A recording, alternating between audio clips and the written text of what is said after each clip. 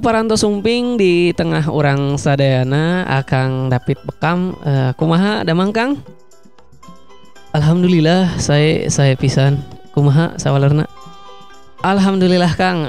Kumaha Kang usaha bekamna makin sayanya saurna tos muka cabang nu enggalnya. Alhamdulillah tos aya sababaraha cabang di kota-kota sareng kabupaten di Jawa Barat. Kumaha Kang tiasa diceritakeun manfaat bekam kanggo kasehatan? Muhun mangga janten bekam teh mangrupikeun praktek pengobatan tradisional sunah Nabi ku cara ngaluarkeun getih kotor kalawan dipakum atanapi disedotnya ku alat bekam.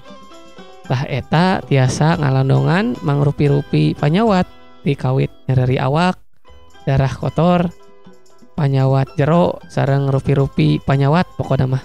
Seueur pisan nya mangfaatna Kang.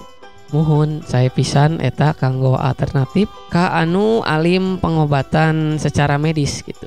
Oh, muhun. Tah upami bade bekam ka Akang David kumaha carana Kang? Gampil wae, mangga kantun sumping wae karo rompok. Insyaallah abdi aya wae ungah dinten da tara ka mana-mana. Di pelih mana Kang alamatna?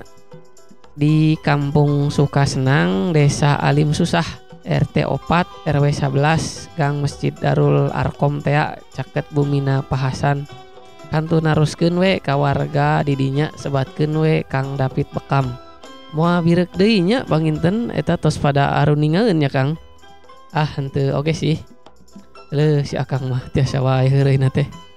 Muhun atuh nya Kang nya tos nyayogikeun waktos sareng kersa ka acara ieu. Muhun sami-sami eta teu kenging hilapnya kanggo ongkosna api ieu tos saepeun bekal. Si Akang mah aya wae. Kalem eta mah Kang dicarioskeun di pengker Kang sanes dipayuneun kamera tuh. Muhun atuh punten nya ieu nuju peryogi abdi.